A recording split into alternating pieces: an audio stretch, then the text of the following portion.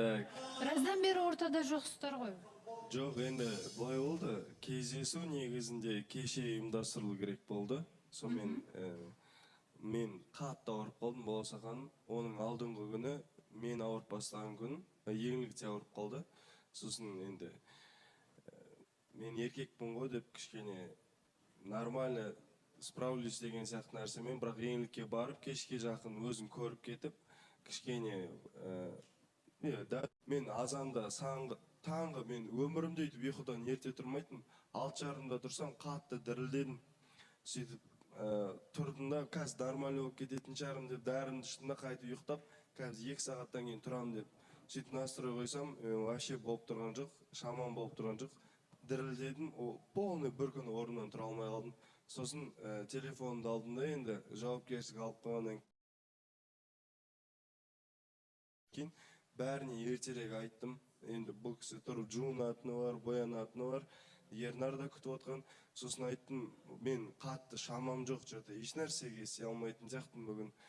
Бәрінен атымен дедім да, и өзімнің версиямды айтып жібердім. Қатты дірілдеп отыр, мүмкін емес кәдімгідей.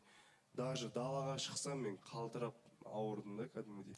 Садәулет, сауығып кетіңіз енді. Қазір де ауырып отырған сияқтысыз, бірақ сіздерде қашаннан бері, соңғы рет ортада болғаннан бері біраз күн өтті. Сол 5-6 күннің бірінде баруға болатын еді ғой кездесуге. Негізінде мен алдыңғы эфирға шыққан кезде айтқан болатын. Бізде енді толком ондай бір кездесулер болып жатқан жоқ деген сияқты. Бірақ ол сөздермен де ештеңені өзгертпеген сияқты, соған қарағанда. Болады ғой андай. Мен үшін негізінде енді мен әр жігітке я деп айта бермеймін. Оны енді білесіздер ғой. Сол я деген сөздің құны мен үшін бір үлкен нәрсе де. Я деп мен жігітке жауап беруім, оның өзі үлкен нәрсе. Бірақ сол жолы дәл Садәулетке я дегенмен мен өте қатты өкіндім негізінде. Тіпті қатысушылардан да, сізден де, халықтан да өтінгім келіп отыр қазір бір нәрсені. Дәл осы таныстықты мүлдем болмады деп есептей салсаңыздар деп. Себебі енді бізде қанша уақыт болды негізінде. Енді жік-жіктеп бүйтіп күндерін прям бүйтіп қойып айтып беретін болсам, дәл сол эфирден шыққан күні мен негізінде сыртта Садәулетті 1 сағаттай уақыт күтіп қалдым эфирден кейін. Сосын ойладым енді, мүмкін бірдеңе істеп жатқан шығар деген сияқты барсам, жоқ, жай машинасының алдында тұр екен. Одан кейін барымда мен үйге қайттым онда дедім де, ештеңені түсіндірместен кетіп қалдым бұрылып. Одан кейін хабарласты, енді не болды, жүр, мына жаққа барайық деген сияқты, бірақ мен уже жарты жолда едім. Енді менің үйім қаладан 1,5 сағаттық жерде, алыста өте. Тем более бізде пробкамен осылай жеткенге ұзақ уақыт кетіп қалады. Мен жарты жолға жетіп қалғаннан кейін болды, уже мен кетіп қалдым, мен сен далада таки 1 сағат күттім деген әңгіме болды. Ертесі күні енді суббота күні ғой, суббота күні бұл кісі маған где-то бір түскі 4-терде ма сондайда хабарласып тұр. Осылай жаңағы бойға барайық деп. Сосын мен айттым, мен ондай жерлерге барамайым негізінде, ондай жалпы бойға қызықпаймын да мен деген сияқты айттым. Тем более ер адамдар көп жүретін жерде, ондай адам көп жүретін жерде барғым келмейді деген сияқты қылып, оның өзі бір кездесу болып саналмайды ғой негізінде. Солай отказ берген болатынмын. Онда мен 11-де шығамын, түнгі 12-лерге таман киноға барайық деген сияқты айтты. Сосын мен айттым, енді мен алыс тұрам, мен қаланың ішінде тұрмайым, шыға салатын. Мен бір 12-де киноға бару үшін түн жарымда үйімнен шыға алмайды екем деген сияқты айттым. Онда ертесі күні барайық деді бұл кісі. Ал ертесі күні менің өзімнің бір баратын жерім болды, сол воскресенье күні. Мен түсіндіріп айттым, осындай жерге мен барамын деген сияқты қылып, бұл кісі хорошо деді. Ертесі күн біз мүлдем сөйлескен жоқпыз. Солай мен футболда жүрген кезде кешке жақын маған жазды. Суық екен ауа райы, тоңып қалма деген сияқты. Хорошо дедім, мен негізі ойладым, сол жерге келейін мен де, қай жердесің деген сияқты айтама деп. Себебі енді футбол ұзақ уақыт болмайды. Бір 8-лерде бітті, біз уже ары қарай үйге қайтып кетеміз деген сияқты ғой. Жоқ, мен ауырып жатырмын дегенге келтірді. Сөйтіп хорошо дедім. Одан кейін понедельник күніне келетін болсақ, понедельник күні осы жерде отырған кезде сәл бір ұрысып қалған моменттер болды бізде. Иә, сіздің көңіл күйіңіз болған Иә. білдім. Ұрысып қалған моменттер болды. Ол бірақ бір ұрысатын нәрсе болған жоқ та, мына жақта енді бір-екі қыз сәл қалжыңдап тиіскені бар екен. Садәулетке еңлік ана жерде біреумен сөйлесіп тұр ғой деген сияқты қылып айтқан екен. Соны естіп алып, маған сыртқа шығарып, енді бұндай қайталанбасын, түсіндің ба деген нәрсесі маған ұнаған жоқ та. Содан кейін мен айттым, Садәулет, сен маған дәл қазіргі сәтте ешкім емессің, мен таныстықтағы жігіт екеніңді білем, бірақ маған түсіндің ба деген тонда айтатындай дәрежеде емессің деген сияқты қылып айттым. Солай кішкене бір ұрыстар болып қалды. Ертесі күні біз сол кешегі күн ғой, тауға бару керек болдық. Мен енді таңғы 7-те тұрып тоже боянып, бәрін дайындалып, тура үйден шығайын деп жатқан моментте тоғыздардан маған хабарласып айтты. Осылай жаңағыдай атмена мен қатты ауырып жатырмын деді. Сонымен хорошо дедім, бұл кісі кеше эфирде болған жоқ. Одан кейін енді мен ойлағам ғой, енді даже если тоқтаса да басқа болса да кішкене әдемі бір видеомен келіп, хотя бы бізде мынандай бір естелік болды ғой, осындай бір естелік болды ғой деген нәрсе сияқты болсын деп. Бірақ енді мынандай ғой, мен, например, былай қабылдаймын. Бұл кісі маған шаг жасады. Бірінші өте әдемі қылып, мен оны әрине ценить етемін, потому что ондай деңгейде ешкіммен де жай ғана таныстыққа сөз салған жоқ қой.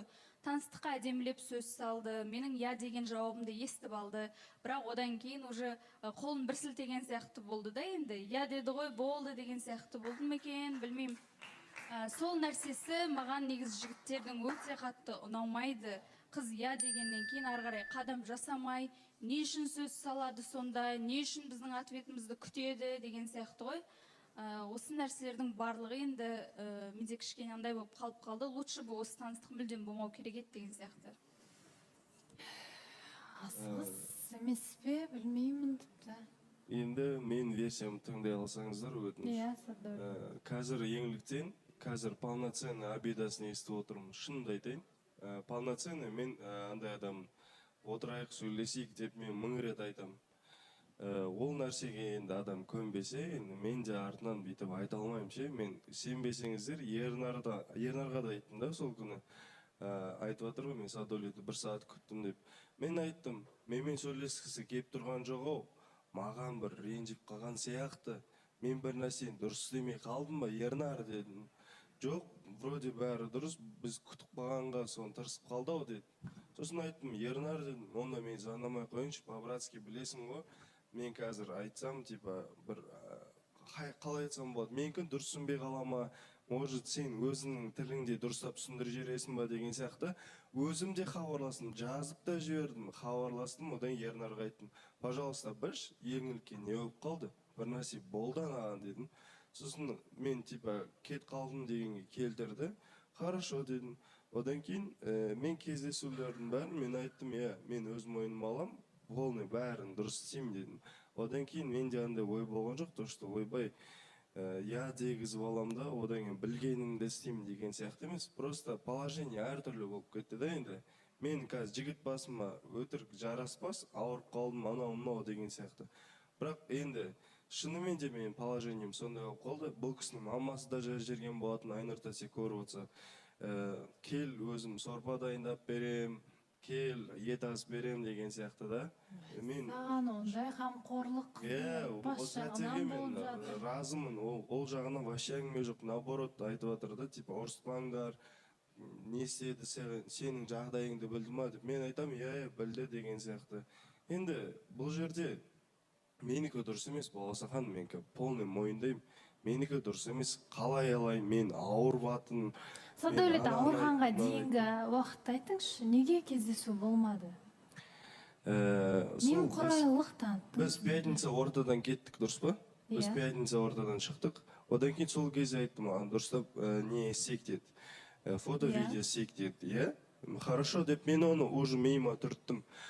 Потом... Жоқ, жалпы жауап неге болмады, қалай ойлайсыз? Енді білмеймін, графикпен келмей қалған шығармыз, бірақ Баласахан, мен бірақ нәрсе мен өзімді ақтай алам. Мен өтірік істегім келген жоқ еш нәрсе. Мен шынайы кәдімгідей, мен ойладым, әлі мен істей берем, әлі бұл бастамасы, өзі айтты ғой, бұл таныстықтың өзіне осындай күшті атмосфера сыйлады деген сияқты нәрсе. Мен ойладым, мен одан да потолок нәрселер істей аламын, мен потенциалым оған жетеді. Потому что енді білмеймін, сол кездесулердің болмағанына өзім де түсінбеймін. Просто бұл кісінің уақытымен мен уақытым келмей қалды ма, сондай болып қалған шығар. Одан кейін понедельниктен бастап мен шынымен де ауырып бастадым. Содан кейін, бірақ мен наоборот мен іштеп қуанып жүрдім да.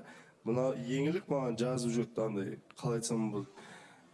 Енді оранып жат, ешаққа шықпай қой, типа эфирге келмей қойсайшы деген сияқты нәрселерін айттым. Опа, мынау жақсы ғой деп ше, типа уже қыздан бір нәрсе бар сияқты деген сияқты. Мен наоборот жақсы ойлап жүрдім да ол нәрсенің бәрін. Наоборот мен еңілік мені түсінеді, мен жазылып алам, потом бізде бәрі жақсы болады деген сияқты нәрсе мен ойлап жүрдім. Мен андай кешеде маған қызыл неге кепті, үйде жатсам бәрі енді тұратындай шамам болған жоқ, сол кезде бәрі жіберіп жатыр да. Еңілік қызыл кепті ғой, сіз қайдасыз, мен айтам, мен ауырып жатырмын. Қызыл кесе онда түсінікті болып тұр ғой онда жағдай деп, мен де күлдім да қоя салдым.